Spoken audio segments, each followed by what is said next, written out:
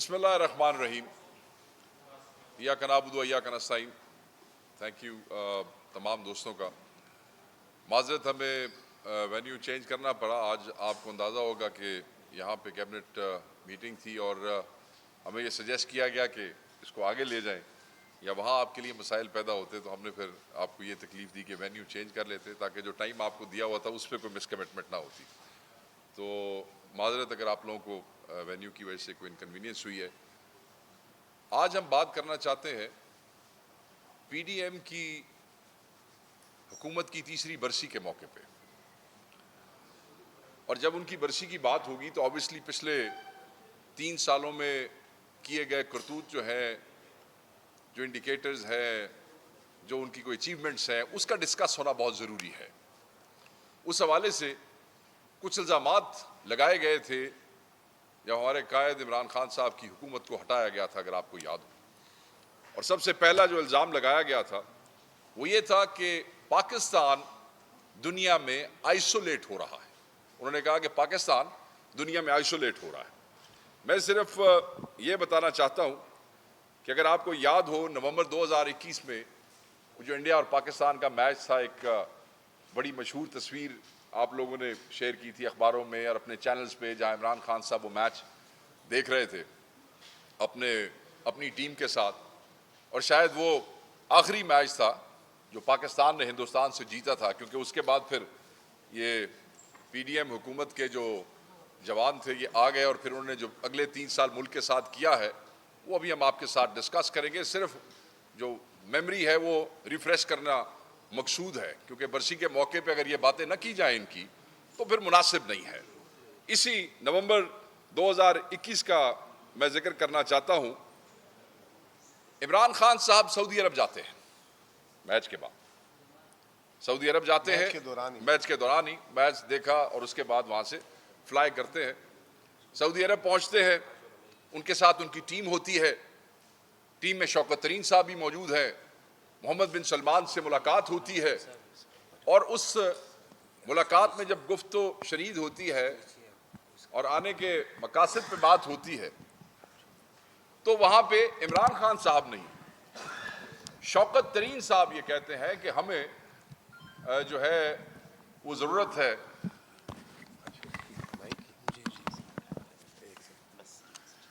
हमें ज़रूरत है, और वहाँ डॉलर्स का जिक्र होता है कि हमें पैसे चाहिए। भाई आप यकीन करें, बगैर इमरान खान साहब के मुंह से एक लफ्ज़ निकाले, सिर्फ इमरान खान के सिपाही जो इमरान खान साहब के मौजूद थे, जो टीम का हिस्सा थे, सिर्फ उनके कहने के ऊपर MBS मोहम्मद बिन सलमान जो है $2 अरब उसका वो ऐलान करते हैं, और साथ $1.5 अरब तेल की मद में 1.2 जो है वो तेल की मद में वो वहां पे अनाउंस करते हैं। सो $2 बिलियन का डिपॉजिट और $1.2 बिलियन का तेल की मद में ऐलान करते हैं।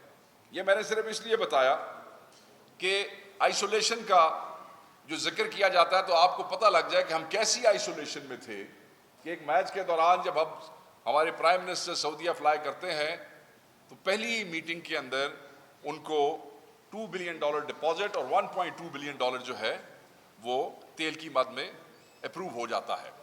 इनकी तरह वो चीज़ें मैं आपको बाद में एक्सप्लेन करता हूँ। इसी इल्ज़ाम में अगर हम देखते हैं तो उन्होंने कहा कि एक और इल्ज़ाम कि ये IMF की बारूदी सुरंगें इन्होंने बिछाई है। अब मज़े की बात यह है कि बारूदी सुरंगों का जिक्र हुआ 8 अप्रैल 2022 को अदम एतमाद होता है। 8 अप्रैल 2022 को फरवरी में इमरान खान साहब के विजिट पे IMF $1 बिलियन की किस्त रिलीज करता है। फरवरी में विजिट के दौरान 2022 में $1 billion is being release by IMF। Review का जो था, अच्छा अब इसमें आप जरा सुरंगें देख लें, ये कोई ऐसी सुरंगें थी जहां से हमें रिव्यू में $1 अरब जो है वो रिलीज होता है। फिर आइसोलेशन के हवाले से ही बात कर लेते हैं। फरवरी 2022 में विंटर ओलंपिक्स होती है चाइना में। इमरान खान साहब को चाइनीज प्रेसिडेंट मदऊ करते हैं। इमरान खान साहब चाइना जाते हैं, विंटर ओलंपिक्स में जो है वो शामिल होते हैं। कोविड के बाद चाइना के प्रेसिडेंट पहली दफा दुनिया के सुदूर और वज़राए आज़म से मिलते हैं। वहां पे इज्तिमाई तौर पे चाइना के प्रेसिडेंट 15 के करीब हेड ऑफ द स्टेट्स वज़राए आज़म और सुदूर से इज्तिमाई मुलाकात करते हैं, और सिर्फ 3 प्राइम मिनिस्टर और हेड ऑफ द स्टेट से वो अलहदा 1-on-1 मुलाकात करते हैं। और उन 3 में कौन लोग शामिल थे? इमरान खान साहब, पुतिन साहब।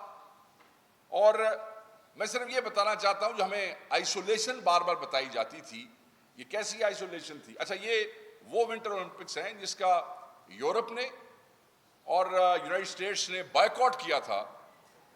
आगे अगर हम आ जाते हैं तो 23 मार्च 2022 अदम एतमाद से 10 दिन पहले इस्लामाबाद में इस्लामिक कॉन्फ्रेंस मुनक्किद की जाती है। उस कॉन्फ्रेंस में पूरी दुनिया से, इस्लामिक दुनिया से वज़राए ख़ारजा शामिल होते हैं, और कहा यह जाता है कि भुट्टो साहब की जो इस्लामिक कॉन्फ्रेंस थी उसके बाद बहुत बरसों बाद ये पाकिस्तान में एक ऐसी वेल अटेंडेड इवेंट था जिसको बड़े ज़ोर शोर से इस्लामिक दुनिया के मुल्कों ने अटेंड किया, बड़े शौक से। फुल पार्टिसिपेशन थी। न सिर्फ फुल पार्टिसिपेशन थी, अगर आपको याद हो तो चाइना के वज़ीर ख़ारजा भी इस इस्लामिक कॉन्फ्रेंस के लिए इस्लामाबाद आए और इसमें शामिल हुए, और बरसों बाद एक वेल अटेंडेड कॉन्फ्रेंस जो है वो पाकिस्तान में हुई। ये आइसोलेशन की बात है। मैंने कहा ये ज़रूर लोगों को पता लगे कि आइसोलेशन के हालात ये थे कि दुनिया का कोई ऐसा मुल्क ब्लॉक नहीं था जो पाकिस्तान आ नहीं रहा था, पाकिस्तान वहाँ जा नहीं रहा था, जो पाकिस्तान से कोऑपरेट नहीं कर रहा था। जहाँ तक सऊदी, अब इन्हीं इल्ज़ामात में मैं वापस जाता हूँ, थोड़ा सा हम इनका रिएक्शन भी देख लेते हैं। जहाँ तक सऊदी अरब के हवाले से ताल्लुकात बेहतर वाली बात है, तो हमने सुना है कि prime minister of Pakistan, installed prime minister, ये जो जिनकी हुकूमत की हम बरसी मना रहे हैं, ये वज़ीर आज़म जो हैं, ये कहते हैं कि हमने सऊदी अरब से ताल्लुकात बेहतर किए हैं, हमने सऊदी अरब से ताल्लुकात बेहतर। बेशक इतने चक्कर आपने इस्लामाबाद से लाहौर अपने घर के नहीं लगाए जितने चक्कर आपने पिछले 3 सालों में इस्लामाबाद से सऊदी अरब के लगाए हैं। बट हम सिर्फ एक सवाल पूछना चाहते हैं और मादरत के साथ पूछना चाहते हैं कि इन 3 सालों में आप ये बताएं कि आपने इतने चक्कर भी लगाए, आप क्लेम भी करते हैं कि ताल्लुकात बेहतर हुए, क्या लेके आए? कोई प्रोजेक्ट बताएं, कितने बिलियन डॉलर लेके आए हैं, कुछ उसका जिक्र करें। दुनिया को पता तो चले कि जो आपने ताल्लुकात बेहतर किए हैं, उन ताल्लुकात की बेहतरी की ट्रांसलेशन ऑन ग्राउंड क्या हुई है। अब मैं बड़ा वाज़ेह कह देना चाहता हूं कि ये नहीं कि वो हेल्प नहीं करना चाहते पाकिस्तान की सऊदी से, या नहीं करना चाहते थे, वो हेल्प करना चाहते थे, वो आपको हेल्प देना चाहते थे, मगर अब वो दौर नहीं रह गया। सऊदीया में ब्यूरोक्रेसी या जो लोग इन चीज़ों को डील करते हैं वो हाईली एजुकेटेड लोग हैं। अब जो उनकी टीम है उसमें ऑक्सफोर्ड, हार्वर्ड के ग्रेजुएट नए नौजवान हैं, जो जब आपके साथ आगे बैठ के बात करते हैं तो फिर प्रोजेक्ट फिजिबिलिटीज पे बात होती है, वो सिर्फ भीख पे बात नहीं होती है। वो आपको कहते रहे, उनकी टीम यहां पे आई, पूरी की पूरी टीम यहां पे आई, और आप एक प्रोजेक्ट तैयार न कर सके। ताल्लुकात की बेहतरी उन्होंने तो मेहरबानी की, वो तो आपको हेल्प करना चाहते थे और चाहते हैं, मगर आप इतने नालायक और निकम्मे लोग हैं, ये जिनकी बरसी है मैं उनकी बात कर रहा हूं, कि आप लोग एक प्रोजेक्ट नहीं दे सके सऊदीज को, और आप उनसे बताएं ना क्या लेके आए हैं, और रिकॉर्ड बताएं आप क्या लेके आए हैं, पिछले 3 सालों में आपने क्या किया। ऐलान हुआ जब SIFC बनी, आपको याद है कि $100 बिलियन जो है उसकी बात हुई, फिर $25 बिलियन जो है उसकी बात हुई। अब जनाब आ गए हैं कि $2 अरब, 100, 25, $2 अरब। प्राइम मिनिस्टर कहते हैं, उनका एक बड़ा, ये जिनकी हुकूमत की बरसी की बात हो रही, ये कहते हैं कि धेले की भी करप्शन हो तो मुझे बताएं। तो धेले की बात, $1 अरब की बात तो इनको शायद जाती उस मामले के लिए समझ आती हो, मगर मुल्क के लिए इनको सिर्फ धेले समझ आते हैं। तो मैं कहूँगा कि को 2 धेले अगर सऊदी अरब से ले ना, तो सानू वो भी दस दो, हमें पता तो चले कि कितने धेले आप लेके आए हैं सऊदी अरब से इन 3 सालों में, चाहे वो PDM 1 था, चाहे वो PDM 2 था। आइसोलेशन उसे कहते हैं कि जब इमरान खान साहब जाते हैं और इमरान खान साहब का एक वजीर बोलता है तो उस पर $2 अरब और $1.2 अरब अलहदा तेल की मद में आता है, या इसे कहते हैं कि उनकी टीम भी विजिट करती है और आप लोग जो हैं वो एक प्रोजेक्ट तैयार नहीं कर सकते, ना उनसे ले सकते हैं। दूसरा, ये बार बार कह रहे हैं कि हम जो है वो हर उस पे कि हमारा ये आखिरी IMF का प्रोग्राम होगा, ये आखिरी 3 साल से ये हमारा आखिरी IMF का प्रोग्राम होगा। ये अभी एक क्लाइमेट का नया लोन ले लिया उन्होंने, आपने ही रिपोर्ट किया, आपको पता है कि अभी उस क्लाइमेट के लोन के ऊपर इन्होंने वो उसको लिया है। ये वाहिद वजीर आजम है जिन्होंने 3 साल में IMF से 4 मुआहदे किए हैं। वाहिद वजीर आजम है जिन्होंने 3 साल में IMF के 4, ये वो वजीर आजम जिनकी हुकूमत की बरसी की बात हो रही है, उन्होंने 4 मुआहदे किए हैं।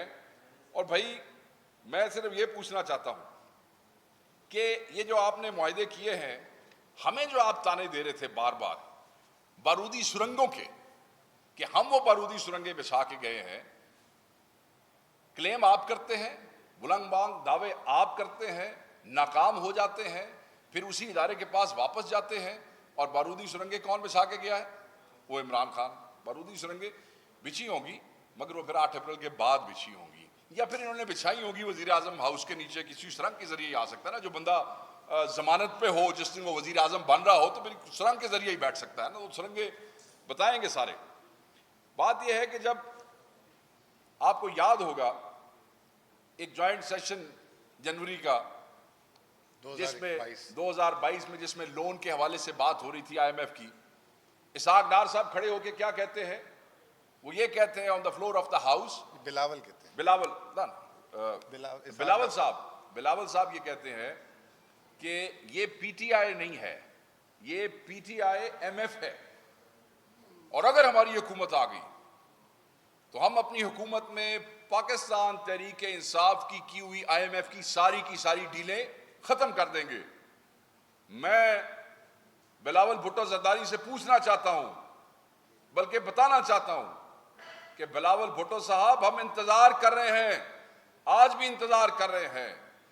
PDM 1 और PDM 2 मुझे बताया जाए कि कौन सी डील तुमने खत्म की है। डील खत्म करना तो दूर की बात है, तुमने 4 मुआहदों के ऊपर दस्तखत किए हैं IMF के साथ, और उस वक्त आप तमाशा बना रहे थे कि हमने सुरंगें बछाई हैं। हमने सुरंगें नहीं बछाई हैं, आपने पाकिस्तान की मुईशत का बेड़ा गर्क किया है। आप चोरों ने, डाकुओं ने, निकम्मों ने पाकिस्तान को तबाह किया है। वो तो सिर्फ सुरंगें और आइसोलेशन, वो तो सिर्फ एक बहाना था इमरान खान का, वो जो रिजीम चेंज वाला जो मामला था। यहाँ पे इसहाक डार का अगर जिक्र ना हो तो ये भी बड़ी ज्यादती होगी। विजिट है ना, ये इस बरसी वाली हुकूमत के विजिट है। On the floor of the house कहते थे IMF के हवाले से कि जी ये क्योंकि मिसाइल प्रोग्राम रोल बैक करवाना चाहते थे। फिर एक और जिक्र कर दिया IMF के हवाले से कि जी IMF कहता है कि क्योंकि आपका एक्सपेंडिचर वाला वो मामला है, खसारा जो है आपका बढ़ गया है, तो आप इलेक्शन कमीशन ऑफ पाकिस्तान को इलेक्शन कराने के पैसे ना दें। वो जो आपको याद है पंजाब का और KP का इलेक्शन था, पैसे ना दें। ये पहली मर्तबा ऐसा हुआ कि IMF को दोनों सूरतों में वजाहती ईमेल्स करना पड़ी, जो कि पाकिस्तान में पहले कभी नहीं हुआ। ये वो जादूगर हैं, ये जिनकी हुकूमत की बरसी की बात हो रही है, ये इस किस्म की स्टेटमेंट्स देते रहे और फिर ये कहते रहे कि शायद ये सुरंगें जो हैं वो बिछाई हैं पाकिस्तान तहरीक इंसाफ की हुकूमत ने। जब हमारी हुकूमत ख़त्म हो रही थी और अदम एतमाद से 2 माह पहले की बात है। बहरहाल एक चीज और बड़ी इंपॉर्टेंट है, वो भी आइसोलेशन के हवाले से है। चाइना, आप ये देखें, UAE के वीज़ों का मामला आप देख लें, सऊदीया में सफरी पाबंदी का आप देख लें, यूरोप और USA की ट्रैवल एडवाइजरीज आप देख लें, GSP प्लस का जो थ्रेट आ गया, जो उन्होंने कहा, उनका वो जो विजिट हुआ और उस पर जो उनकी तरफ से आया, वो आप देख लें। मैं ये पूछना चाहता हूं और इसी वजीर आजम और इस बरसी वाली हुकूमत से पूछना चाहता हूं कि पाकिस्तान में आज से पहले UAE और सऊदीया भी हम पे मतलब पाबंदियां लगाएंगे, तो क्या ये 3 सालों की आइसोलेशन है?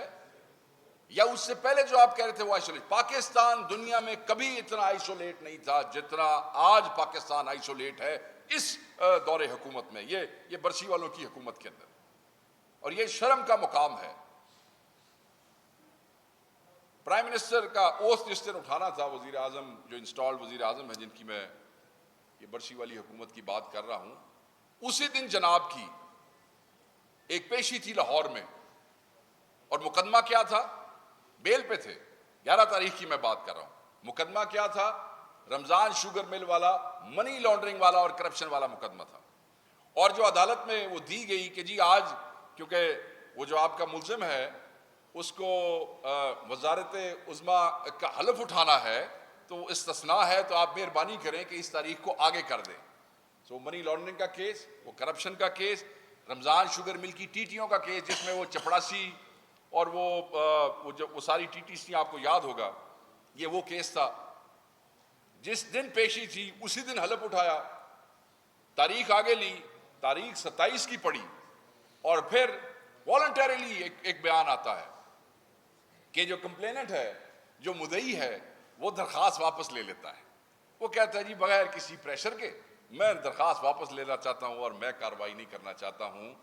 एक शख्स जो मनी लॉन्ड्रिंग के केसेस में, करप्शन के केसेस में जमानत पे था, उसको सुरंग बिछा के वजारत उज़्मा के ओहदे के ऊपर बिठाया गया है। इसको ये करतूत हैं। ये तो मैं तो सिर्फ चीज़ें शुरू कर रहा था। मैंने कहा आइसोलेशन के हवाले से बात ना की जाए इस बरसी वाले दिन तो ये बहुत जुल्म होगा। बाकी बहुत से इंडिकेटर्स हैं, दहशतगर्दी के हवाले से है, मईशत के हवाले से है, दिफा के हवाले से है, बहुत से मामलात हैं। मैं अब बाकी मईशत के हवाले से, क्योंकि ये ज़्यादा इंपॉर्टेंट चीज़ें हैं, ये मैं मुज़म्मिल भाई को रिक्वेस्ट करूँगा कि अब ये इसको चीज़ को आगे लेके चलें और कुछ चीज़ें आपसे भी शेयर करें, बताएं दुनिया को कि इन्होंने बरसी के मौके पे बताएं कि 3 सालों में इन्होंने क्या क्या पाकिस्तान के साथ किया है और कैसे किया है। जी बिस्मिल्लाह। ये कहती है कि हमने जो है ना सियासत कुर्बान करके मईशत रियासत को बचा लिया, हमने डिफ़ॉल्ट से मुल्क को बचा लिया, हमने माशी पाकिस्तान में बहाली कर दी। तो बहुत ज़रूरी था कि इस बरसी में सबसे पहले तो ज़िक्र कर दिया जाए कि वो कौन सा मुल्क डिफ़ॉल्ट होता है जिस साल हुकूमत ख़त्म हो रही हो तो मुल्क की तारीख की सबसे बड़ी रेमिटेंसेस 31 अरब डॉलर स्कोर की गई हो, मुल्क की तारीख की हाईएस्ट एवर बरामदात जो है उस साल अचीव की गई हो। शरह नमू जिसे GDP ग्रोथ कहते हैं 6.5% और उससे एक साल पहले 6.1%। कंसेक्यूटिव 2 years 6% GDP ग्रोथ 2005 के बाद पहली दफ़ा उस वक्त हो रही हो। अदम एतमाद से पहले जो आइसोलेशन की बातें कर रहे थे उस वक्त पाकिस्तान के ख़जाने 24 अरब डॉलर पे पहुंच गए। ऐसा क्या हुआ कि अदम एतमाद के एक महीने में जो है 8 अरब डॉलर मुल्क से निकल गए। ये कौन सा डिफ़ॉल्ट ऐसा था जिसमें उस वक्त जब इमरान खान की हुकूमत थी तो क्रेडिट रेटिंग जो उस वक्त थी वो अब भी उससे जो है 2 नॉच नीचे है। फिर इन 3 सालों पे आ जाए, इन 3 सालों में पाकिस्तान की तारीख की सबसे कम ग्रोथ हुई।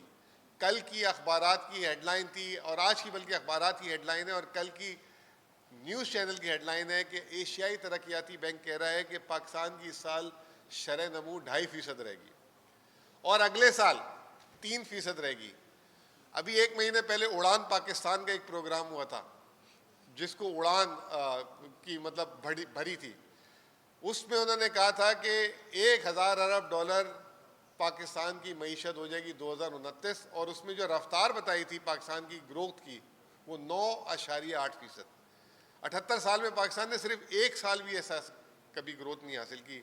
अब वो 9.8% सबसे पहले तो इनकी मिनिस्ट्री ऑफ फाइनेंस ने उसको डिसोन किया, अब आलमी इदारे करना शुरू हो गए। 2.5% एशियाई तरक्याती बैंक। मैं कह रहा हूँ इन्होंने बड़े खुले दिल से बात कर दी है। 6 माह का नंबर आया अभी शरह नमू का 1.54%। पाकिस्तान की 10 साल तारीख में कोविड के साल को हटा के ये सबसे लोवेस्ट इस साल। और ये वजीर आज़म और उनके साथी किस ढिठाई से बोल रहे हैं कि हमने मईशत बहाल कर दी। फिर IMF जिसके जो इनका इस वक्त पीर केले बना हुआ है, जिसको हमें कहते थे PTIMF, आज जो है ये PDIMF पता नहीं क्या बन चुका है। उनके बगैर पानी का गिलास नहीं पीते। एक हफ्ता पहले ऐलान करते हैं कि जी वजीर आजम साहब रियल स्टेट के टैक्सेस को कम कर रहे हैं, वो कर रहे हैं, और फिर बाद में IMF आता है और IMF कहता है कैसे कैसे कर सकते हो। तो उसके बाद कहते हैं कि जी वो अभी तो मजबूरी है, नहीं कर सकते, और ये वो। फिर उसके बाद कहते हैं आखिरी प्रोग्राम है IMF का, वकास साहब ने बोला 3 साल में 4 प्रोग्राम लिए। पहला प्रोग्राम जो हमारा था, फिर उसके बाद 9 माह का प्रोग्राम लिया, फिर ये जो अभी जो चल रहा है वो, जिसके रिव्यूज, और अब हाथों हाथ नया क्लाइमेट रेजिलियंस प्रोग्राम लिया। तो ये पाकिस्तान की GDP ग्रोथ, जिस साल इमरान खान साहब जब अपने आखिरी साल था तो 6.5% थी, उसके अगले साल ही 6.5% से मनफी ग्रोथ हो गई। पिछले साल 2.4%, इस साल 2.5%। मैं डाटा देख रहा था, 77 साल में इस तरह का स्लो डाउन का जो स्पेल है वो 1972, 73, 74, 75 के ज़माने में आया था, जब पाकिस्तान का बंगला। उसके बाद ये 50 साल के बाद ये मामलात वापस आए, 50 साल के बाद। अब बात कर लें आप मुल्क की सनत की।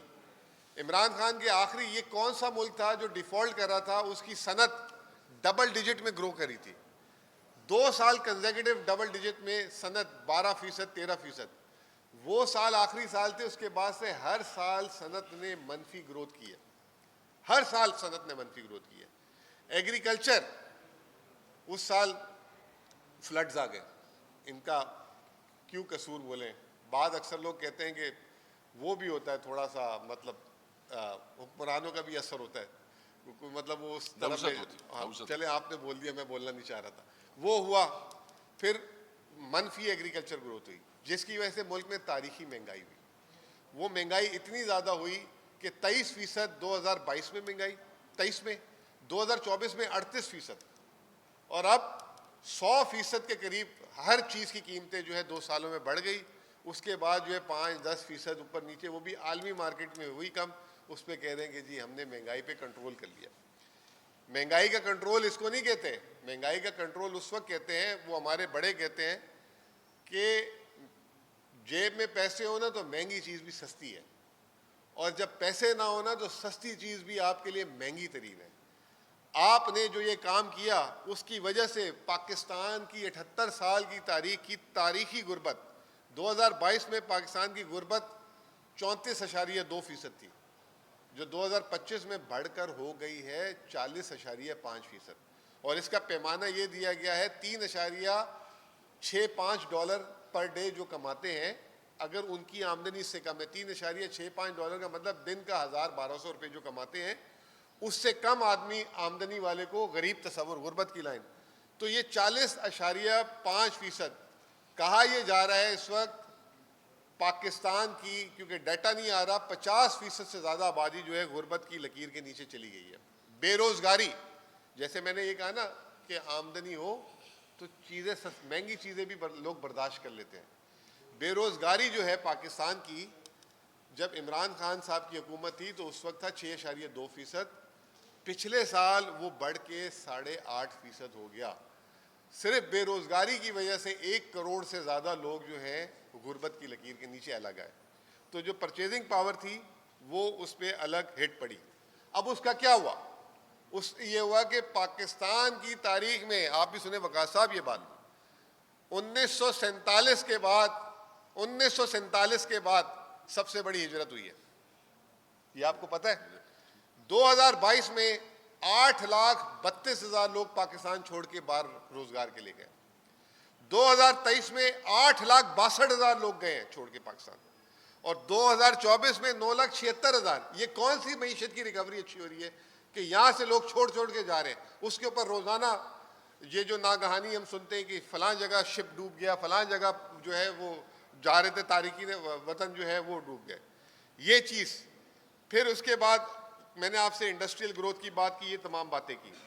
अब महंगाई की तो हम बार बार बात करते हैं ना। सबसे पहली बात ये कि हमारे इस्तेमाल में चीज़ें जो है कितनी, मतलब 2022 में हम करते थे और आज कितनी करते हैं। 2022 में 2,31,000 गाड़ियाँ और ट्रक और बसेस बिकी थी इमरान खान के आखिरी साल में। 2023 में जब ये मईशत अच्छी करने आए थे, वो सीधा गिर के 85,000 हो गई। मतलब ऐसी इतनी कितनी जबरदस्त मईशत अच्छी की इन्होंने कि लोग बेचारे जो है अपने गाड़ियां उल्टा बेचने पे आ गए होंगे। 2024 जो अभी साल खत्म हुआ दिसंबर, 1,24,000 में अभी खड़े हैं। यानी कि जब वो 2,31,000 लोग गाड़ियां मुल्क में खरीद रहे थे तो मुल्क में लोग जो है परेशान थे, और आज जब 1,24,000 खरीद रहे हैं तो मुल्क में बड़ी तरक्की हो रही है। सीमेंट एक जाविया है ना तरक्की का, कि हुकूमत भी तरक्याती अखराजात करती है, मकान आम आदमी बनाता है। सीमेंट 2022 में 53 मिलियन टन बिका था, उसके अगले साल 44 हो गया और इस साल भी 45 है, और ये जो साल चल रहा है उसके 8 माह में 30 मिलियन, यानी कि उससे भी लोवेस्ट।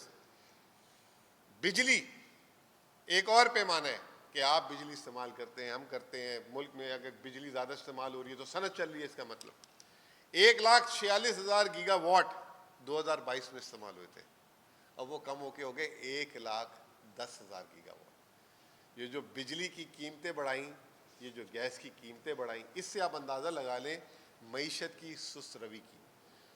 मुझे नहीं पता, मैं एक मईशत का तालिब इल्म के तौर पे ये मैं बात 2 साल से कह रहा हूँ कि पाकिस्तान इस वक्त रिसेशन में है, रिसेशन में है। ये जो हिजरत हो रही है, ये जो तिजारत आपकी नीचे गिर रही है, ये तमाम चीज़ें।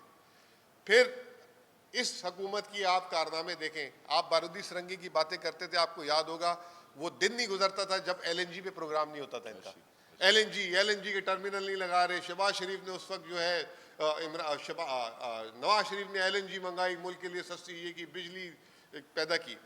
ये वही LNG के कतर के कॉन्ट्रैक्ट इमरान खान ने जो रीनेगोशिएट किए थे, अब कतर को कह रहे हमसे गैस बिक नहीं रही, आप उसको जो है मुअत्तल कर दें। पाकिस्तान की तारीख में जो LNG जो है, जिसको हमें कहते थे कि आपने टर्मिनल नहीं लगाए, अपने लगाए हुए मुआहिदों पे उनको जाके मिन्नतें कर रहे हैं कि जी LNG हमसे गैस नहीं बिक रही, और जो मकामी गैस है वो भी नहीं निकाल पा रहे। 1 लाख बैरल पर डे तेल पाकिस्तान में पैदा होता था आज से 10-12 साल पहले, कल का नंबर है 58,000 बैरल पे आ गई है पाकिस्तान। ये मिनरल्स एंड माइनिंग की कॉन्फ्रेंस भी हो रही थी और पता नहीं क्या बेचा जा रहा था, 58,000 बैरल पे पाकिस्तान की प्रोडक्शन आ गई है। फिर चीनी, वीट, ये तमाम चीज़ें। अब आप ये देख लें कि इस साल एग्रीकल्चर जो इन्होंने किया है, उसके बाद पाकिस्तान की जो बैकबोन है, पाकिस्तान की रूरल इकॉनमी 65%, पाकिस्तान के जो 65% लोग हैं वो रूरल इकॉनमी पे डिपेंडेंट है। इस वक्त जो एग्रीकल्चर का हाल है पाकिस्तान, एक तो पानी की वजह से वैसे ही इश्यूज है हमारे, अब ये जो पॉलिसीज की वजह से मोस्ट फूड इनसिक्योर कंट्री बनता जा रहा है। कहा यह जा रहा है कि अगले साल ये जो हालात हैं अगर ऐसे रहे तो मुल्क में वापस से गंदम की इंपोर्ट करनी पड़ेगी, और कितनी करनी पड़ेगी। और KP आपको पता है वैसे भी बाकी मुल्क से जो है गंदम की ज़रूरत पूरी करता है, तो क्या होगा इन इलाकों में, ये तमाम चीज़ें। बॉस ने बता दिया IMF के 4 प्रोग्राम की बात तो अपनी जगह है सर। IMF का प्रोग्राम मिलता है ना तो एक चीज़ तो तय होती है कि सरमायाकारी आना शुरू हो जाती है। ये पहला प्रोग्राम ऐसा हुआ है कि सरमायाकारी, वो जो धेले वाली बात है, एक धेला नहीं आ रहा। स्टॉक मार्केट कान पका दिए, इश्तिहारात लगा के बोल के स्टॉक मार्केट, इसी स्टॉक मार्केट से $252 मिलियन का आउटफ्लो है इस साल का फॉरेनर का। आप मुझे बताएंगे स्टॉक मार्केट का जो वहां का मतलब 20 साल इसी स्टॉक मार्केट से $250 मिलियन का आउटफ्लो है। T-बिल से $1 अरब का गोरे ने फॉरेनर ने जो है आउटफ्लो किया है।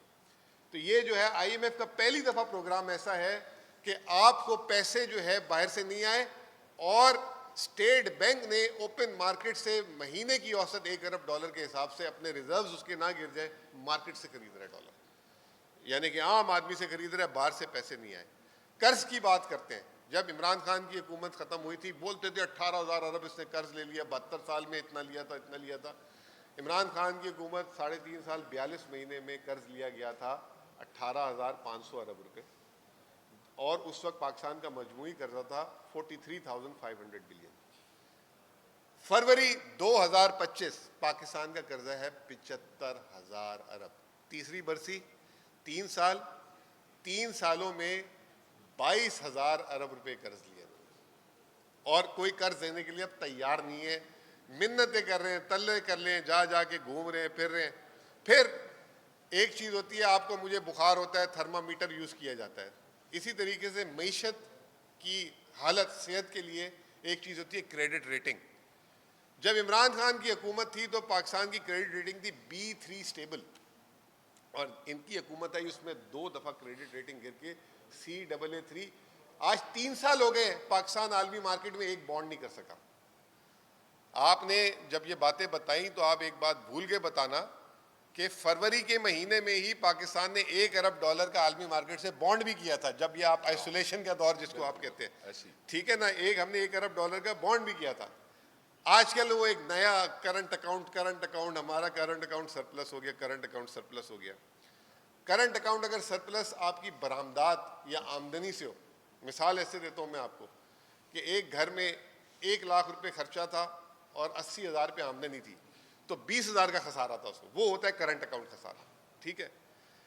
अब 3 महीने बाद जो है वो शख्स कहे कि मैंने अपने घर का करंट अकाउंट खसारा जो है ना ख़त्म कर दिया, मेरा पहले 80,000 आमदनी थी, तो अब जो है या तो 80,000 से 1 लाख आमदनी करता तो खसारा कम होता, तो हर आदमी कहता वाह माशाल्लाह इसने अपनी आमदनी बढ़ा दी, अब इसको कर्ज नहीं लेना पड़ता। लेकिन एक उसने क्या किया कि बच्चों को जो 2 वक्त की रोटी खिला रहा था, अब 1 वक्त की रोटी पे ले आया ताकि जो है उसको कोई कर्ज नहीं दे रहा था, तो वो खसारे को कम किया। तो मईशत को इन्होंने बंद करके, पाकिस्तान की दरामदात बंद करके, या तो आपने एक्सपोर्ट बढ़ाई हो ना तो हम बड़े खुश हों। आजकल रेमिटेंसेस की बात कर रहे हैं सर। रेमिटेंसेस की बात ये, मैंने आपको बता दिया 27 लाख लोग जो हैं 2022 के मुकाबले में आज पाकिस्तान से ज़्यादा, जो 30% बनते हैं एक्सपेक्ट्स की ज़्यादा तादाद 2022 से मुल्क से बाहर। उसके बावजूद जो है आपकी जो रेमिटेंस है, जो इमरान खान की हुकूमत का आखिरी महीना $3 अरब थी, उसके आप करीब पहुंची है, 30% ज़्यादा लोग जाते हैं। इसका मतलब ये है कि पहले जब फैमिली पैसा भेजती थी तो वो घर के खर्चों के लिए भी भेजती थी, और कुछ भेजती थी कि घर वाले सेविंग करें पाकिस्तान में, कोई सोना खरीद ले, कोई ज़मीन का टुकड़ा खरीद ले, कोई घर की तामीर कर ले। आज सिर्फ पाकिस्तान में पैसे भेजे जाते हैं कि घर का खर्चा चलाया जा सके, बाकी फालतू पैसे बाहर से कोई नहीं भेज रहा कि पता नहीं डॉलर का क्या होगा, इस मुल्क में क्या पॉलिसी है क्या नहीं है। तो मुझे एक बैंकर बता रहा था कि औसत पहले 700 धर्म या रियाल फी बंदा घर को भेजता था, अब वो 450 हो गई औसत। तो इससे आप अंदाज़ा लगा लें। ये तमाम चीज़ें हैं। अब मैं 2-3 मिनट 5 मिनट ज़्यादती होगी अगर KP के बारे में बात ना की जाए। खैबर पख्तूनख्वा जब मैं आया था साल पहले, आप सारे दोस्त थे, आप सारे दोस्तों ने कहा था कि ये सूबे के माली हालात और ये तनख्वाहों के पैसे नहीं है, कैसे चलेगा, ये तमाम चीज़ें। आप सारों को एक एक चीज़ का पल पल की खबर है, लेकिन आप लोग की तवस्सुत एक दफ़ा जो है लोगों को भी पता लग जाए। खैबर पख्तूनख्वा की हुकूमत जो अली अमीन साहब की है, 250 अरब रुपए का फाइनेंशियल इम्पैक्ट क्रिएट किया हमने, 250 अरब रुपए का। एक, हम बार बार ये बोलते हैं कि अब हमारे पास 3 महीने की तनख्वाहें, सिर्फ हम इसलिए बोलते हैं कि नज़र ना लग जाए, या जो हम ख़जाने का अमाउंट बताएं तो वो जो है उससे ये ना हो कि लोग कहें कि अब आप हमें भी पैसे दें, ये वाला मसला भी हल करें। ये बफर्स क्रिएट हो रहे हैं अभी इस वक्त सारे। तो 250 अरब रुपए का जो है फाइनेंशियल इम्पैक्ट हमने क्रिएट किया है।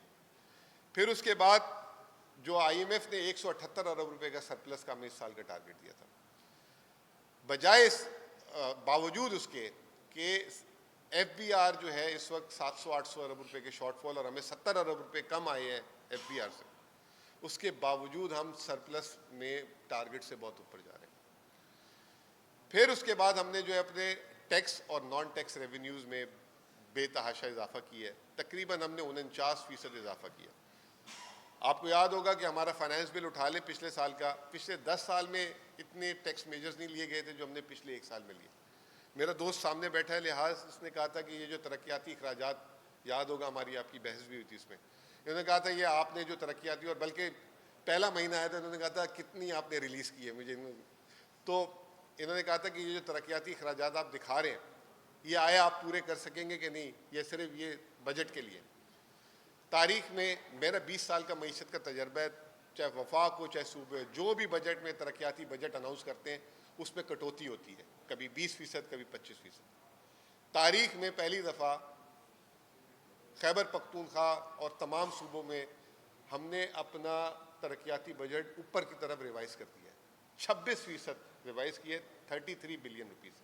लेकिन मैं आपको एक बात बता दूं, हमारे तरक्याती अखराजात में 4 हिस्से होते हैं। एक सूबाई ADP होती है, एक हमें जो बाहर से डेवलपमेंट पार्टनर से जो पैसे मिलते हैं जिससे हम प्रोजेक्ट्स करते हैं वो होता है, तीसरा वफाक की PSDP होती है, चौथी जो है वफाक की जो है मर्ज एरिया के लिए पैसे देती है AIP, और उसमें जो चौथा और तीसरा है वफाक जो है 20% भी अभी तक पैसे नहीं जारी कर सका। और खैबर पख्तूनख्वा हुकूमत ने फरवरी से पहले 80% इस साल के फंड जारी कर दिए।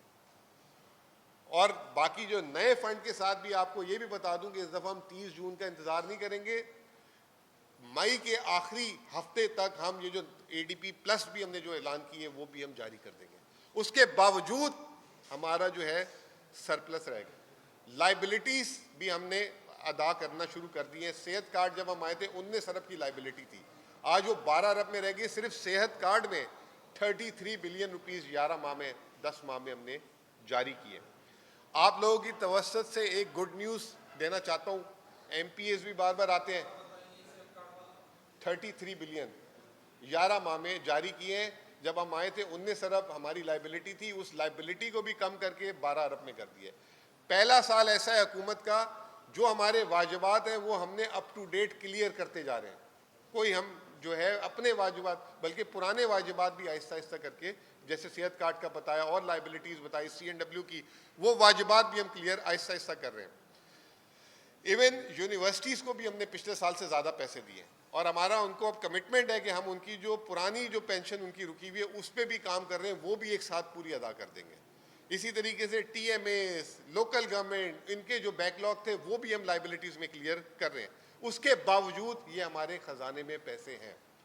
आप लोग की तवस्सुत एक बहुत अहम बात ये बताना चाह रहा हूँ, कल ही मैंने जो है वापस ये हिदायत जारी की है कि जो हम रॉयल्टीज़ पे करते हैं ऑयल एंड गैस की, जो हमारे ऑयल एंड गैस के इलाकों से आती है, जो हमें टोबैको सेस, जो हमारे टोबैको, जो हमें नेट हाइडल प्रॉफिट की जो शेयरिंग है जो हमें करनी होती है, वो माजी में नहीं दी गई।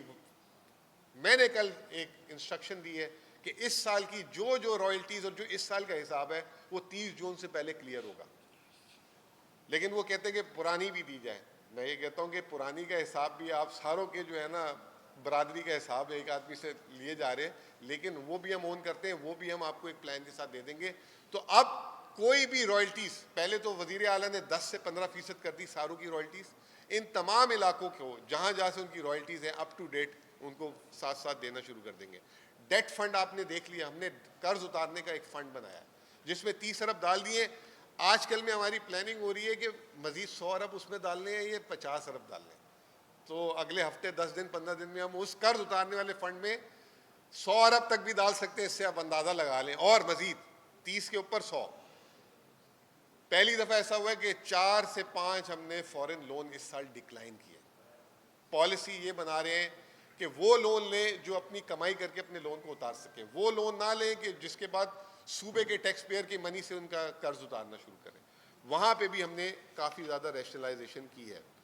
फिर उसके बाद हमने सोशल सेक्टर प्रोग्राम्स रिवाइव किए। सेहत कार्ड का मैंने आपको बता दिया बनता। एहसास प्रोग्राम, 4 किस्म के एहसास प्रोग्राम जिसमें ऑलरेडी इसी जिरगा हॉल में हमने चेक्स डिस्ट्रीब्यूट किए। होम स्टे शुरू किया। सोलर प्रोग्राम इसी जिरगा हॉल में आप लोग आए वो शुरू किया। रमज़ान पैकेज अभी ख़त्म हुआ है। पिछले साल भी 10 अरब दिए थे, इस साल भी 10 अरब दिए। वाहिद हुकूमत थी पिछले साल जिसने 10,000 अरब रुपये, जो 10 अरब रुपये, 10,000 रुपये फ़ी फैमिली वाया चेक फैमिली को वाया बैंक अलफला दिए थे। बाकी राशन बैग और ये वो, उन सब ने तकलीद की इस साल हमारी। वफाकी हुकूमत ने भी तकलीद की। वफाक ने हालांकि 5,000 दिए और जिस पे इतने इश्तिहार लगाए। पंजाब हुकूमत ने 10,000 दिए। जी पहली दफ़ा पूरे पाकिस्तान में किसी वज़ीर आला साहिबा ने जो है ये 10,000 रुपये जो है ना घर पहुँचा के दिया। पिछले साल जो उन्होंने जो 3,500 की तस्वीरों वाली बोरियाँ बेची थी इन्होंने, तो वो कह रहे पहली दफ़ा पाकिस्तान में, तो वो क्रेडिट उसका ज़बरदस्ती उनकी जो है वो लेना चाह रहे थे। इसके अलावा हमने सूबे के लिए जो है सूबे को पहली दफ़ा इंटीग्रेट किया है वफाक से और आलमी मार्केट से। हमने बिजली और एनर्जी के रोड शोज़ पूरे पाकिस्तान में किए, कराची स्टॉक एक्सचेंज में, लाहौर में, इस्लामाबाद में। डोनर्स कॉन्फ्रेंस की आते ही $1.8 बिलियन का हमें कमिटमेंट आया। NFC कि सबसे बड़ी कॉन्फ्रेंस जो वफाक को करनी चाहिए थी पिछले महीने हमने की, पूरे पाकिस्तान के तमाम सूबों को हमने बुला के और अपने खैबर पख्तूनख्वा और मर्ज एरिया का केस लड़ा हमने। और अगले 2 महीने में आप देखेंगे कि क्या दमादम मस्त कलंदर करते हैं हम, जो हमारी जो चीज़ें हैं, जो नेट हाइडल प्रॉफिट में हमने जो वज़ीर आला जिसे कहते हैं कि इस वक्त चढ़ाई की हुई है इस मामले में, मर्ज एरिया के जो मामलात है उस पर, ये जो ऑयल एंड गैस है उसकी रॉयल्टीज़ पे, क्योंकि हमारे सूबे के सिर्फ 5 एवेन्यूज़ हैं जिस पे हम अपनी आमदनी कर सकते हैं। एक है, और वो है सारे के सारे non tax, mines and minerals, forest, tourism, trade corridor, ये जो आपकी तिजारत होती है, और ये अब आपके पास आ गया अल्लाह ताला का फजल है, ये बिजली जो हम सस्ती बिजली बनाते हैं। ये 5 जगहें हमें अपने नॉन टैक्स रेवेन्यू को बढ़ाना है। इंशाल्लाह ताला इस दफ़ा भी आप बजट देखेंगे कि हमारा एक्सट्रीमली, जिसे कहते हैं ना कि रेवेन्यू प्रो रेवेन्यू बजट होगा। तो ये तमाम चीज़ें जो हैं इस वक्त आपको सुन के खुशी होगी कि जो टोबैको जो था, जो फेडरल गवर्नमेंट ने आज तक अपने पास रखा क्योंकि वो बहुत पैसे कमाती है, वो हम टोबैको बोर्ड को भी डिवॉल्व करके सूबे की तरफ ला रहे हैं और काफ़ी करीब आ गए हैं वफाक के कि हमें जो है ये पैसे अदा हो जाए। तो ये ओवरऑल सूरत हाल थी। अब अगला बजट आ रहा है, वो वज़ीर आज़म साहब सर कहते हैं कि जी मैंने बिजली जो है कम की। तो सवाल ये था कि जब हमारी हुकूमत जा रही थी तो 25 रुपये बिजली थी, उसको बढ़ा के 65 रुपये किया गया। 65 रुपये से जो है 7 रुपये कम की गई। वो भी उन्होंने क्या किया कि जो एक आपको हमको पेट्रोल में रिलीफ मिलना था वो रोक लिया, वो रिलीफ से जो है बिजली 2 रुपये सस्ती की। फिर उसके बाद क्या किया, जो आलमी मार्केट में तेल की कीमत कम हुई, वो बिजली में ऑटोमेटिकली आनी थी फ्यूल एडजस्टमेंट, उसको करके वज़ीर आज़म साहब को जो इश्तिहार देने थे, बहाना बनाना था, कुछ करना था। तो वो जो है बिजली की ये कहानी है। अब आप लोगों पे आज की खबर है, नई खबर भी सुन ले, मैं बता देता हूँ। क्लाइमेट का लोन $1 अरब लिए और उसके लिए कार्बन टैक्स पेट्रोल पे लगेगा। ये जो अभी जो ट्रम्प साहब ने दुनिया में भूचाल डाला है, जिसकी वजह से पेट्रोल सस्ता हुआ है कि कोई रिलीफ मिल जाए, शायद 1 आध महीने मिल जाए, लेकिन वो तैयारी कर रहे हैं वो भी टैक्स की शक्ल में वापस ले लें, नंबर 1। और ये वही वज़ीर आज़म साहब है जब 150 रुपये के पेट्रोल में कहते थे कि 70 रुपये कर दो, कुछ नहीं होता, मुल्क को नुकसान नहीं होता। दूसरी एक और चीज़, ये जो बिजली सस्ती की है, तो वो जो गर्दिशी कर्जा है 12.5 अरब रुपए का, और 2,500 अरब का, उसमें बैंकों से 1200 अरब कर्ज ले रहे हैं ताकि कंपनियों को और उनको अदा कर दिया जाए। उस पर जो है 3.5 रुपये सूद की अदायगी का हमारे बिजली टैरिफ पे लगेगा। तो ये जो है ये नई कहानी है। ये बजट में मैं दुआ गो हूँ कि अल्लाह ताला जो है ये बजट पे जो है हम पे मज़ीद बोझ ना डाले। इसके साथ बहुत बहुत शुक्रिया। आपने कोई बात करनी? बस मैं एक बात करूंगा आखिर में, जिस वन लाइनर खसूसन किसान के हवाले से मुज़म्मिल भाई ने बात की, आप की थी, बात बड़ी वाज़ेह है। ये जो 3 साल हैं, पहले साल आप देख लें कि गंदम की इंपोर्ट का जो स्कैंडल था उसमें क्या हुआ, किसने पैसे बनाए, मैंने उस दिन एक्सप्लेन किया। फिर दूसरे साल इन्होंने किसान के साथ क्या किया, 3900 रुपये मुकर्रर किया। इस साल कोई कीमत नहीं है और किसान जो है वो नहीं उगाएगा गंदम, और जब वो नहीं उगाएगा तो फिर क्या क्राइसिस होंगे। और इस वक्त किसान का लाइवलीहुड जो है पाकिस्तान में, खुसूसन सिंध और पंजाब में, वो ख़तरे में है। उनके बच्चों के लिए खाने के लिए कुछ नहीं होगा जो हालात हैं। हम ये समझते हैं कि पाकिस्तान की रीढ़ की हड्डी है ज़राअत, और किसान जो है वो उसकी जान है। जो किसान का दुश्मन है वो पाकिस्तान का दुश्मन है। और बिल्कुल पिछले 3 सालों से इस हुकूमत के एक्शंस ने ये साबित किया है, ये किसान दुश्मन है, यानी कि पाकिस्तान दुश्मन है। और इनको चाहिए कि ये किसानों की काश्तकारों की बदुआओं से बचें। हम बहैसियत पाकिस्तान तहरीक इंसाफ कल भी पाकिस्तान के किसान के साथ खड़े थे और आज भी उनके साथ यकजहती का इजहार करते हैं। और हर मूव में, चाहे कोई किसानों की यूनियन है, हमारे अपना विंग अनाउंस हो चुका है जिसकी हम तफसील 2 दिन बाद हम आप लोगों के साथ 3 दिन बाद शेयर भी करेंगे। हम हर कदम पे पाकिस्तान के किसान के साथ हैं और इमरान खान साहब का भी यही विजन है। Thank you ji.